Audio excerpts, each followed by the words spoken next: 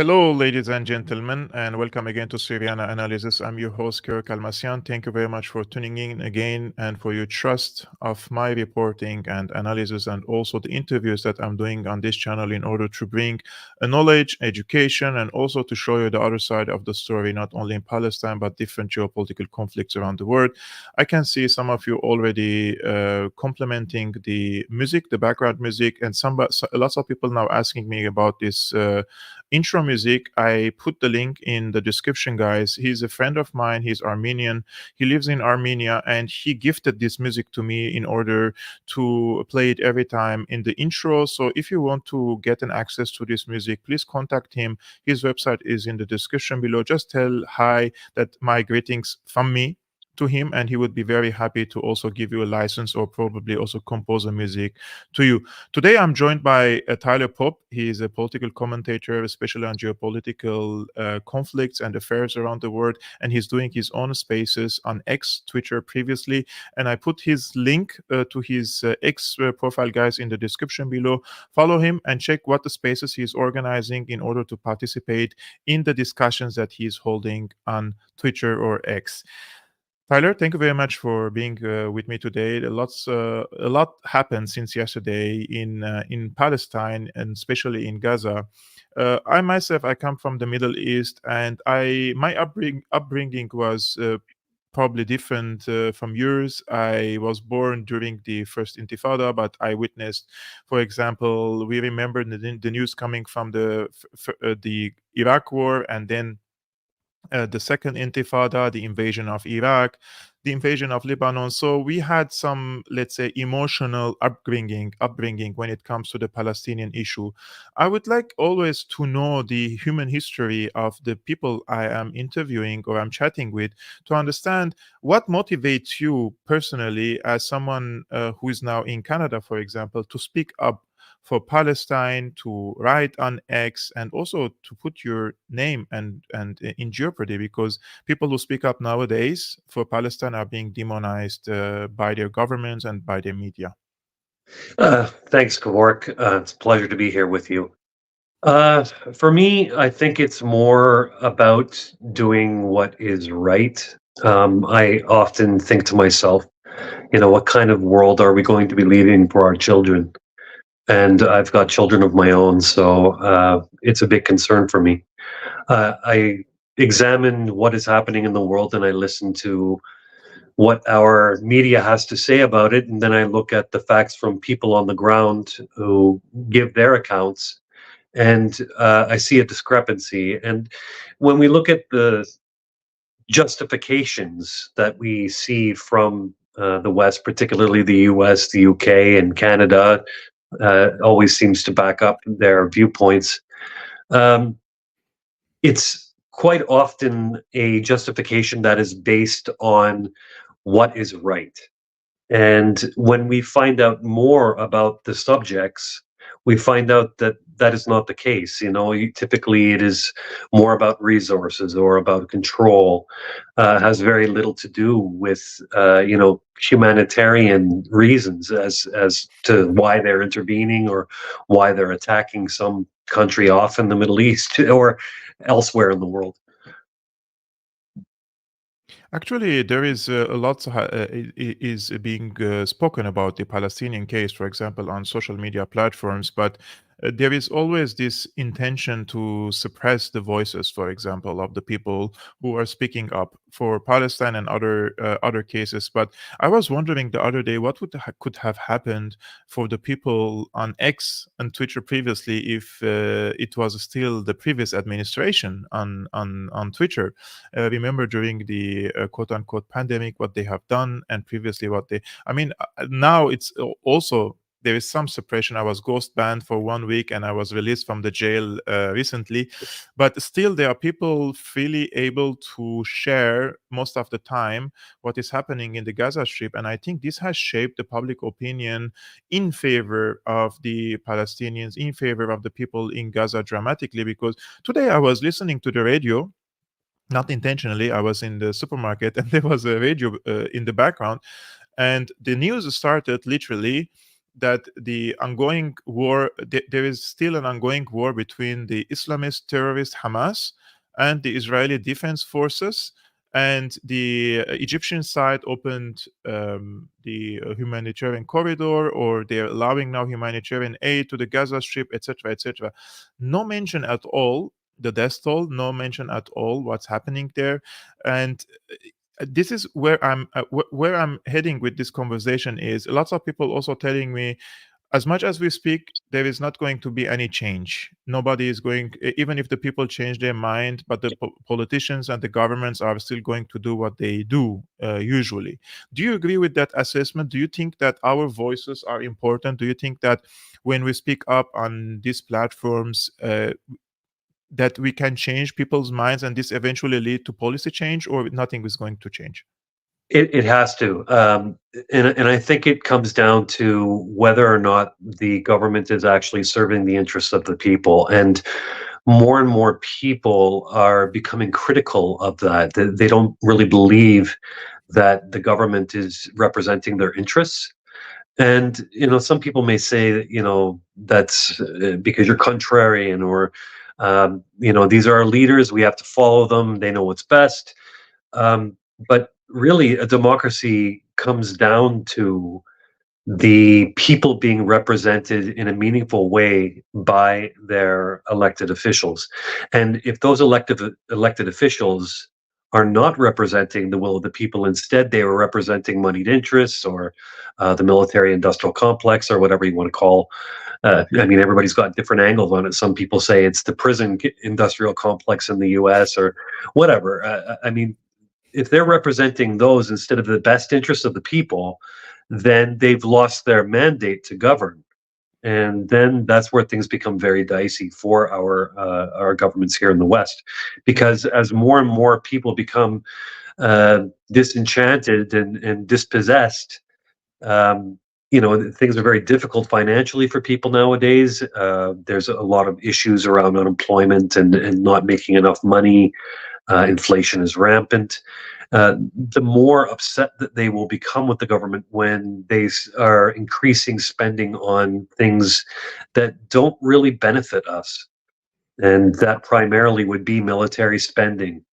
But even if the people are getting mad, the alternative that they will vote for example, it doesn't look like so different from the current established government. Like, for example, in Germany, lots of people had high hopes now because the Alternative for Germany party, the AFD, is scoring higher points, and they were opposing the Ukraine war. They were saying we don't want to send weapons to Ukraine. Why Mm. would we? Why would we spend billions of dollars there? Why would we, for example, receive sorry, billions, millions of refugees in our country? We can encourage our people to through tax deductions to like be more productive in this field, for example. But then when the war comes in Palestine, it seems like there is a consensus that everyone from the left to the right, in exception for very few, are behind the Israeli war machine against Gaza. And I will be blatantly honest with you. I met with politicians here in Germany. They know what's happening in the Gaza Strip now, and they know very well that Israel is committing a genocide against the Palestinians there. And despite that, they say there is huge pressure on them, and they cannot tell the truth about what's happening now. Absolutely, that's the case. I mean, Germany is an occupied country. It's been occupied ever since the Second World War. So they really can't say too much. They have really no government of their own. They're being told what to say, and that is evidenced by what happened when the Nord Stream pipelines were blown up. They were informed as to who did it, and it was released quietly in the press that if that information was to get out, that Germany would fall, the government would fall, and that's because the people would not be able to accept what had happened. So I fully believe that it's a proxy government, a client government of the U.S. I don't believe they have any agency whatsoever. The problem with the Nord Stream pipeline issue here in Germany is that it's been mentioned once or twice on the mainstream press, which vast majority of the people watch here and they trust the Mhm. press here. And I've received so many questions during the Corona times in my DMs asking me, but Kevork, why would the media lie? You know, like this is the exact. It's like, oh, like where were you in the past 2 3 decades, you know, like after everything that they said about all these wars, why do you think this time they're being so honest about this case? But there's so many people who believe in this, and I think that there is only this a bubble, I would say, where the people who are following some of the social media platforms, Telegram, etc., they are like informed, and because of that, these platforms are these people, there is even name for them here. It's not even a conspiracy theory, like it's even worse. They call them names and they sideline them from the society, so they cannot have their own personal opinions about different cases. So people feel social pressure to not have their independent personal opinions about important issues, otherwise they will be called names by the society.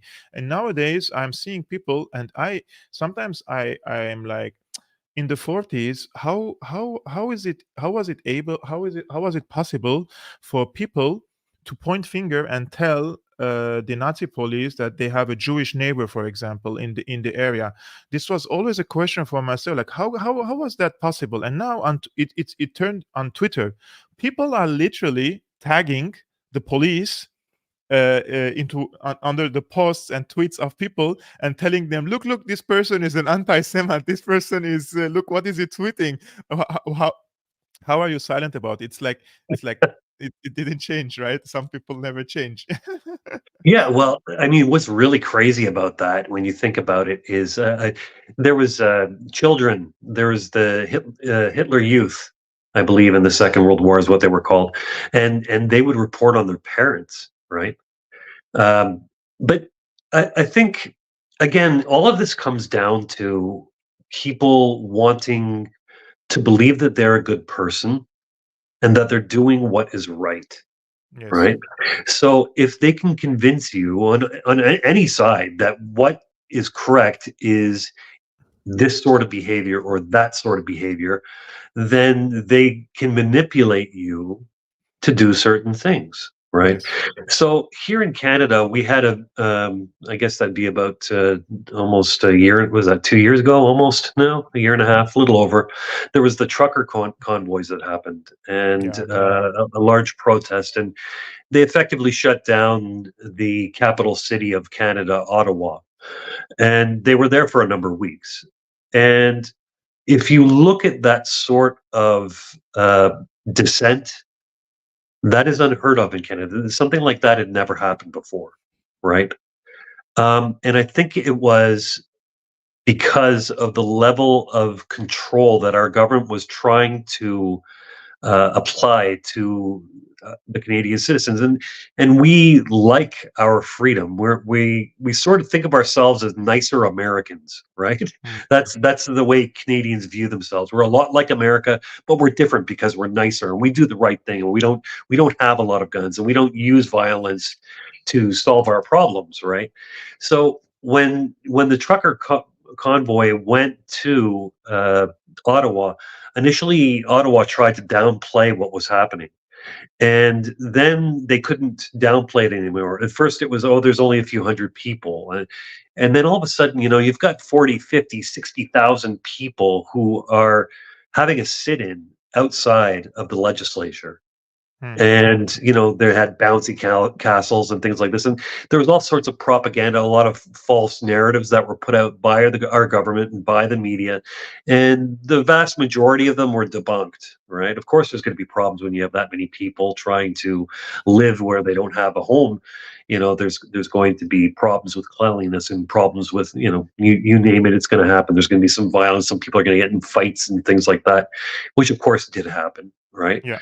But the level of dissent that was shown really woke up a lot of Canadians as to what can happen if we stick together with each other, and it also showed the level of control that the government was willing to apply to Canadian citizens in manners which are illegal. Right? They illegally seized people's accounts. They Yes. illegally stopped different ways of funding and helping these people to continue their fight against what they thought was, a draconian overreach by the Canadian government. So when it comes to looking at that and then looking at what's happening with the discussion around Israel and Palestine, I think that is a good example of how, when people stick together, when they try to do what is right, they can hold our politicians to more account, right? Mm. So no matter what happens with this now, the people in the West are going to look at our government and our governments and say, what is it that you're doing in our name? Yes. And do we agree with you? Exactly. This is exactly the point I made today in Arabic on Facebook, because I was encouraging people to speak up, especially independent journalists and people.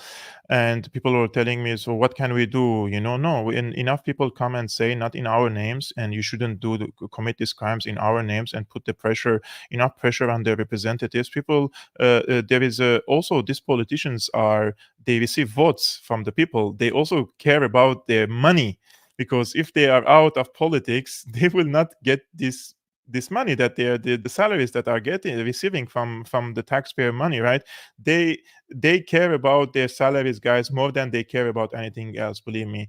And you shared this tweet, by the way. I want to show our followers. I Mm. will just pin it here. Yeah, exactly. Just a second. Yeah, this is better. You pinned this tweet. You said the situation in Gaza is a defining moment for the West and for the Jews, both inside Israel and abroad.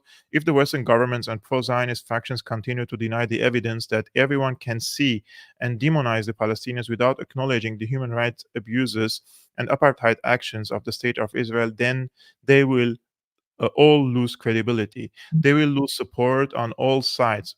For Jews, it is a moment when they need to be as real and honest as they can be.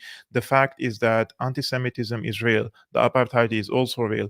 The claim one without acknowledging the other will only breed distrust and legitimate criticism that will undermine any discussion around anti Semitism.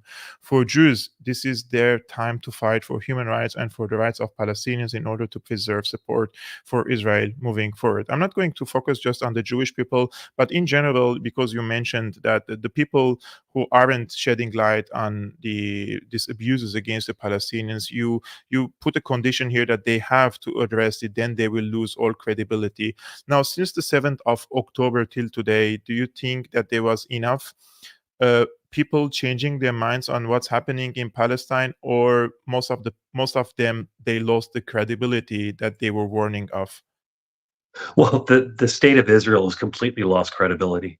They've put out numerous stories, claims about what's happened, and they've almost all, I would say, probably 95% of them have proven to be false. And you can't do that. You can't, as a nation, you can't do that and not expect in this day and age, with the way the internet works, that you will not be found out. You will be. There are people who have nothing better to do than to look at whatever you're putting out and find out if it's the truth.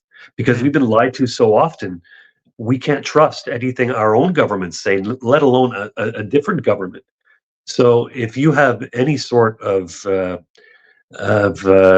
belief in telling the truth, you're going to tell it, and you're going to search out the facts. And I've been on numerous spaces.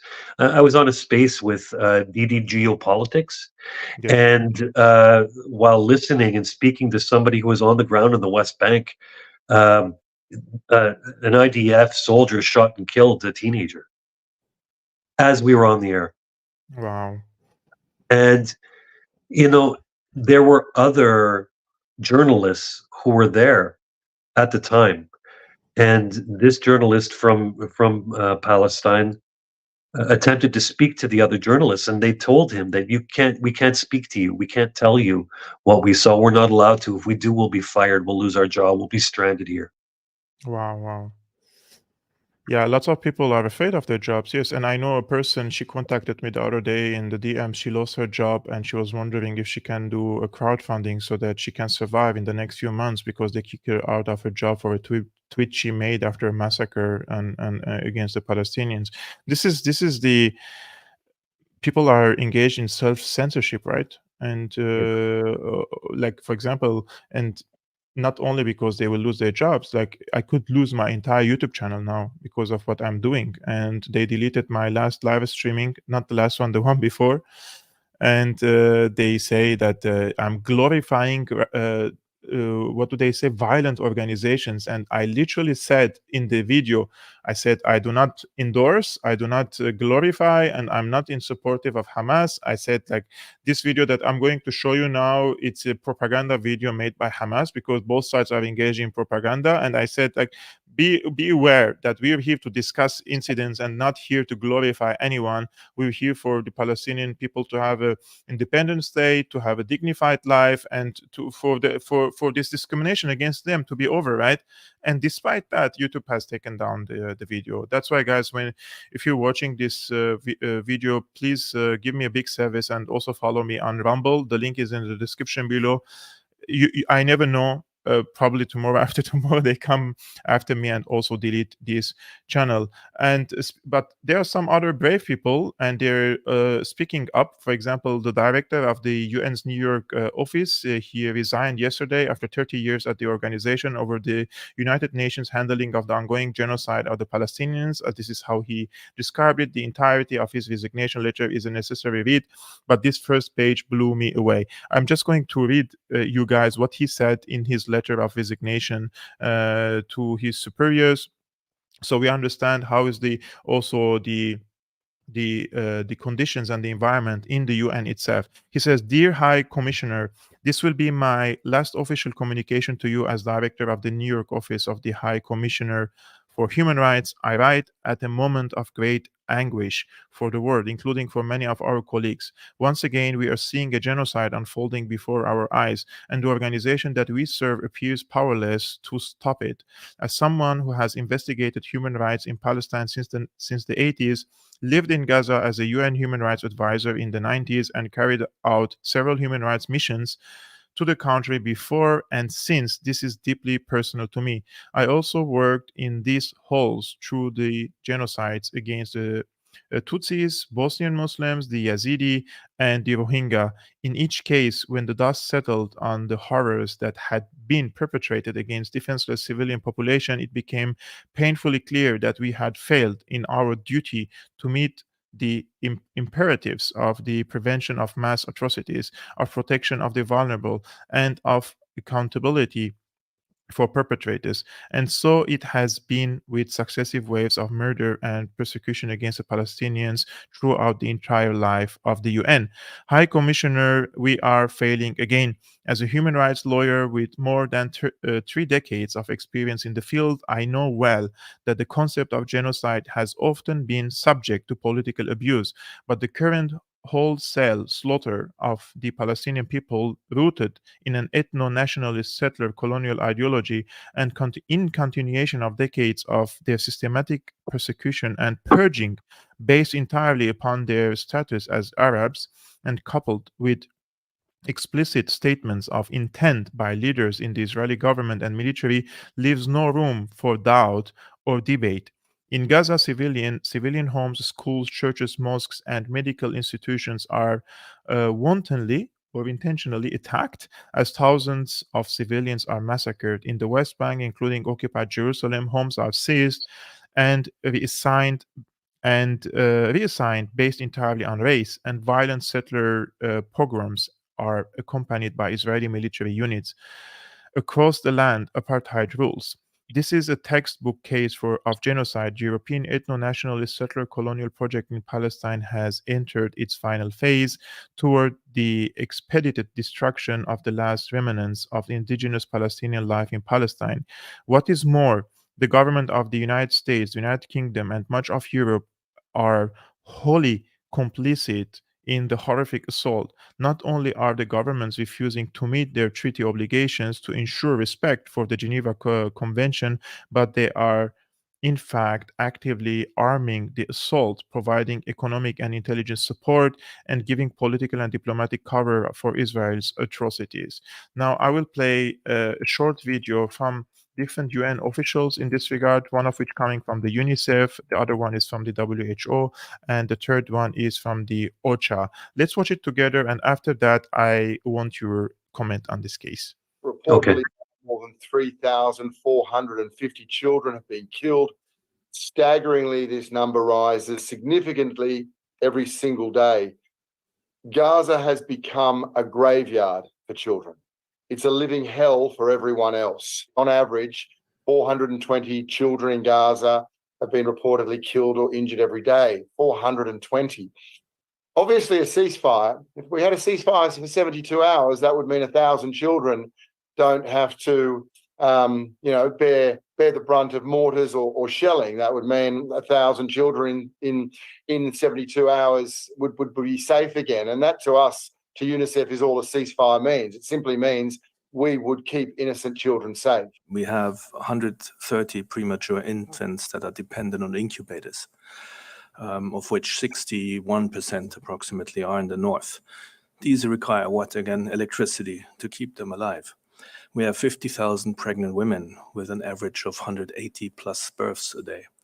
We have 350,000 people with non-communicable diseases. That's diabetes, heart diseases, cancer, others. 1,000 patients in need of kidney dialysis. The fuel is not just a luxury commodity for fancy cars to drive around. It's vital for the water supply. It's vital for the ambulances. It's vital for the hospitals to operate, and many other instances to make the life in Gaza a little bit lighter in that ongoing humanitarian catastrophe. Some of these buildings where people are sheltering, many families crammed together, are coming under attack and are being bombed. So it's hard to find word to describe the horror from first fleeing a home that may have been bombed out completely, seeking shelter, to family members who are themselves already wit's end, and then being bombed again and again, and perhaps again. So some people here say all too little, too late. I'm also receiving questions. Some of them say, if the UN cannot stop genocide, then what's the point? This would be my first question. And the second question would be, do you think after all these statements now from UN officials that the tide is shifting against Israeli narrative? I would say so. It comes down to political will right now for the West to continue what's going on. I mean, it's almost an existential thing for the West at this point, because they've faced so many public relations disasters in the last 3 years. And when I say existential, I'm talking about their credibility. We can't trust what they say. And the backing of Israel in the face of obvious genocide is not a good look. It's just not a good look. And they have to find another way other than their usual procedure, which is, malign and then manufacture consent and then go and destroy. That's their typical way of operating. Yeah. And at this point, I think far too many people are wise to it and don't want to see any more of it. There can be no hiding of what is going on now. Too many people know. Too many instances of the lies of Israel being exposed for what they are. And we cannot, as humans, good humans who want to alleviate as much suffering as possible, we cannot countenance them doing these things in our names anymore. We can't. And if humanity is to move forward, we have to get to a point where we don't allow these things to happen any longer. It's not just a humanitarian catastrophe. It is an actual genocide taking place, and Israel wants to ethnically cleanse as much property as they can. Move, and I don't know if you saw this, that there was an internal document that was leaked where they want to push all Palestinians into the Sinai Desert. Yes, that's exactly the plan from day one. And I have to question whether or not they were well aware of what was happening with Hamas and decided to choose. They just chose this moment to move forward with their plans because it gave them an excuse. I don't know 100% that that's a fact, but it is definitely something to consider, and something to discuss. I want to show you something also about the media coverage. For example, yesterday, as we heard about the bombing of a refugee camp in the Gaza Strip, right? And look how the BBC reported: dozens reported killed in explosion in northern Gaza refugee camp. This is the first one from the BBC. The second one is more. It's horrible. It's from the CNN, and this was the anchor, Wolf Blitzer. Wolf Blitzer, he was asking questions to the Israeli IDF spokesperson. And this is what he says: I want to play this video and I want you to comment on this video, because to be honest with you, it boiled my blood after seeing all these children being trying to, bodies were shattered in this rubble, and this IDF person is saying that they wanted to kill one Hamas member, and he cannot even name who was this guy, if the claim is correct. Let's watch it together, guys. Yes, I can. We were focused And the again fact that on they're a target, a senior commander, Wolf, and we'll be updating you with more data as the hour moves ahead. But even if that Hamas commander was there amidst all those Palestinian refugees who are in that Jabalia refugee camp, Israel still went ahead and dropped a bomb there, attempting to kill this Hamas commander, knowing that a lot of innocent civilians, men, women, and children, presumably would be killed. Is that what I'm hearing? That's not what you're hearing, Wolf. We're focused on this commander, again, who you'll get more data who this man was. Killed many Israelis. We're doing everything we can. It's a very complicated battle space. There could be infrastructure there. There could be tunnels there. We're still looking into it, and we'll give you more data as the hour moves ahead. But you know that there are a lot of refugees, a lot of innocent civilians, men, women, and children in that refugee camp as well, right?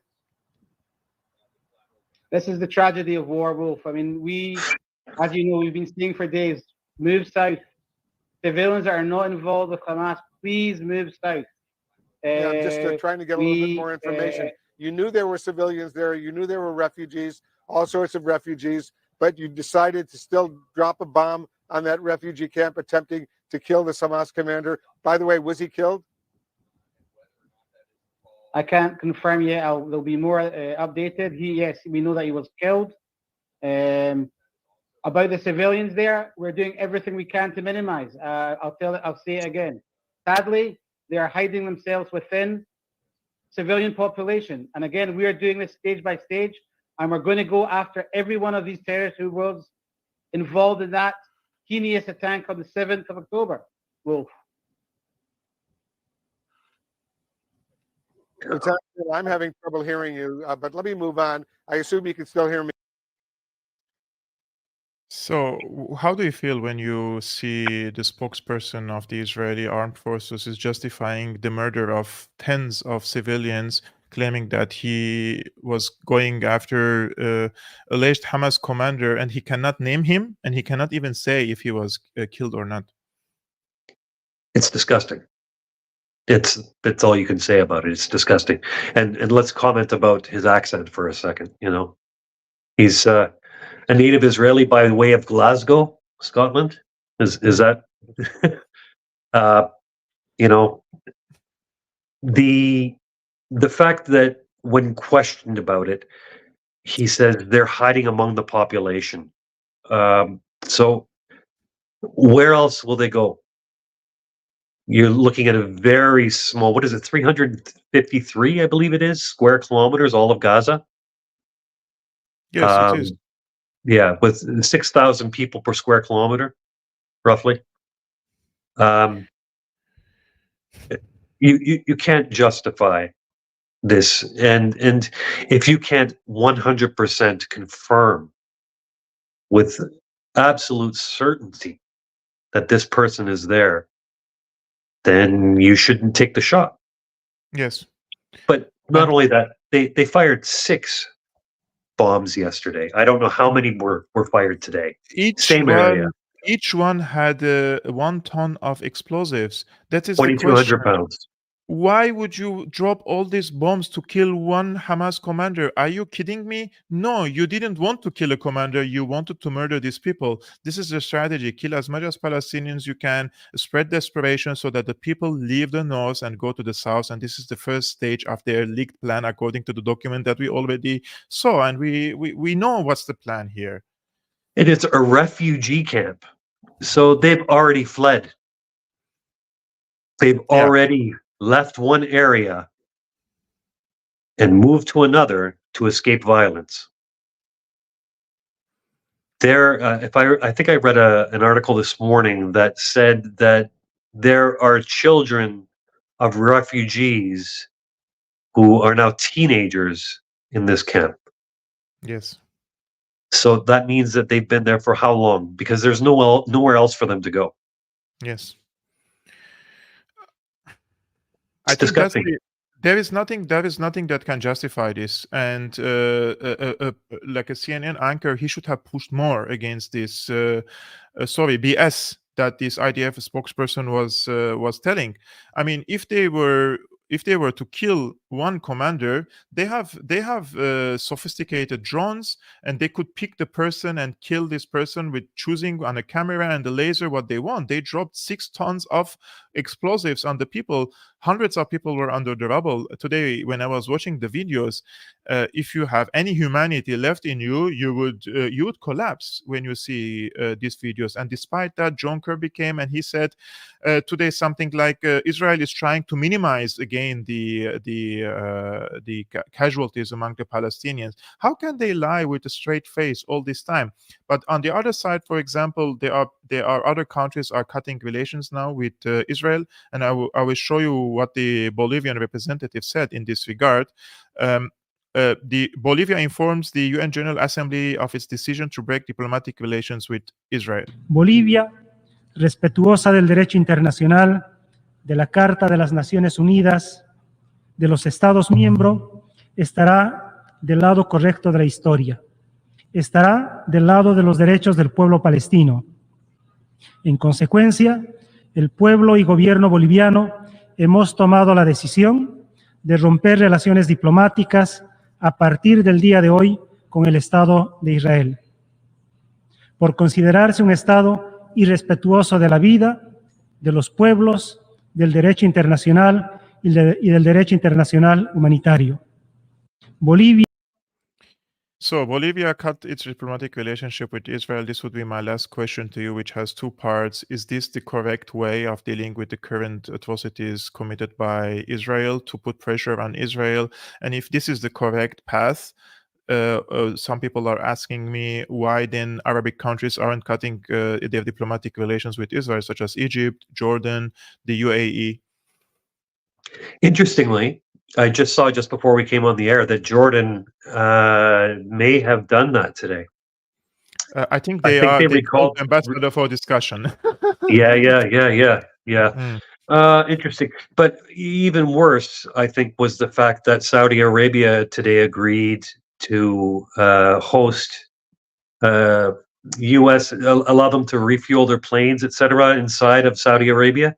I was really hoping that Saudi Arabia would step up and say to the West, if you continue to allow this to happen, we're not going to allow shipment of oil to your states. And unfortunately, it looks like they've chosen their side, and it is not the side of the Palestinians.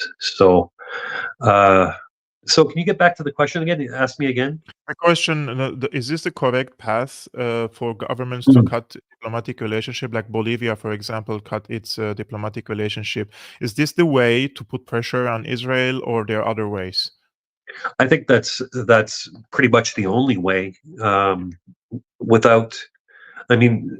As far as a non-violent way to provide support for Palestinians is just basically to turn your back on them, turn your back on Israel, and say, we won't engage with you because your actions are so heinous that we can't, in good conscience, deal with you on international matters or even matters between our states.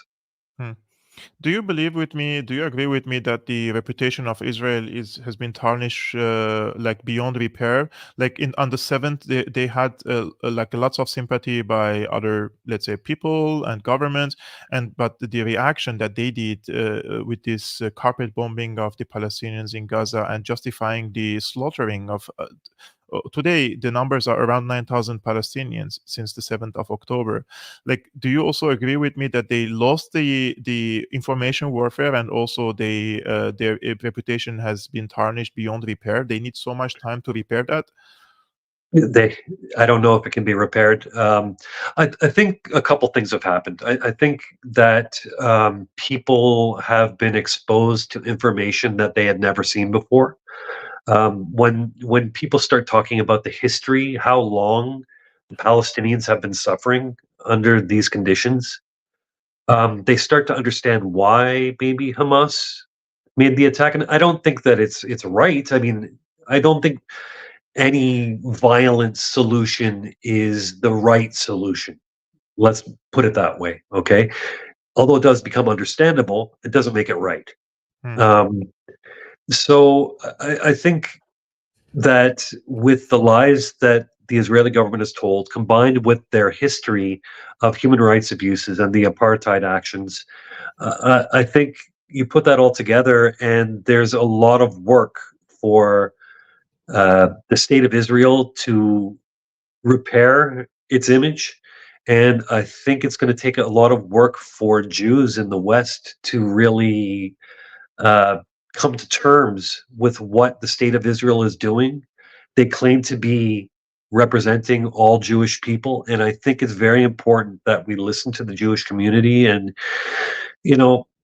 look at the ones who are saying this is wrong, Yes. and lift those ones up, and for those who say it's righteous, to bring them down, tell the facts, lay it out Yes. there. And there are so many Jewish people here in Germany. They are demonstrating and they're going to the demos against the Israeli government nowadays. I'm going to a demo on Saturday. And if you guys are watching from Berlin, and if you're going to this big demo that will happen on Saturday, I put my hand in the hand of any Jewish person, those who are calling for peace, those who are calling their government, those pretends to be representing, let's say, the Jewish people around the world. But the Jewish people they have a collective conscience, and they have a collective memory, and they know what their grandparents have been through. And when they see this footage, they would never want that in their name this government is committing heinous crimes, for example, right? And I truly believe that their presence is very, very important during these peace rallies, and they're the loudest. I've seen so many videos here. They're the loudest, and they are old ladies. They're 80, 90 years old, carrying one banner and standing in the street, not in my name, and the police is coming and trying to take away the banner that they're holding, even if they're carrying a Palestinian flag or just merely a banner. So my respect and all my chapeau and salute to these people. I am a third generation survivor of the Armenian genocide. If one day the Armenian government tries to commit heinous atrocities against other people based on ethnicity and religion, etc., I would be the first one to oppose and go against this government and tell them not in my name. Tyler, thank you so much for your time. Thank you. For the opportunity that you presented to us and sharing your insight from Canada. It's very important also to listen to the people who don't have direct, let's say, contact with Palestine or with the Middle East.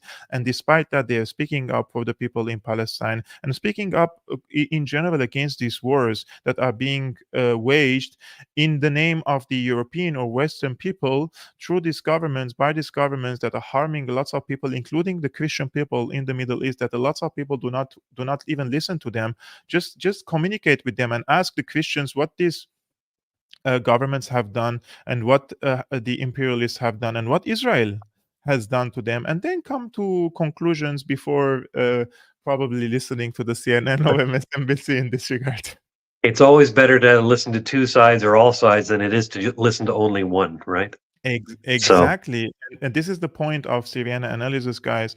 If you want to listen to mainstream media narratives, you can watch it and you can make up your mind after also watching channels like mine and also going to the spaces of Tyler. Listen to the both sides and then make up your mind. Don't be a radical. I'm just giving you the opportunity to listen to the other side of the story, and then you can listen to the both sides and make up your mind. Probably you want to stay in the middle, probably on the right side, probably on the left side. That's your choice. But as long as the mainstream press is not showing you except one side of the story, there will be people like me and others who are showing the other side of the story. Tyler, thank you very so much much again for your time, guys. His Twitter account or X is in the description below. Please hit him a follow and listen and to his spaces that he is hosting on X. It's very important to listen to all sides of the story, as I mentioned. And thank you very much for tuning in and all the comments. Like I wasn't even able to read so many comments during the live chat. Thank you so much, guys, for all your support. Share this video on your social media platforms, and if you want to support my independent work like I'm doing this one, you can see under the screen www what do we say? Patreon.com/Syriana Analysis, and I will see you tomorrow.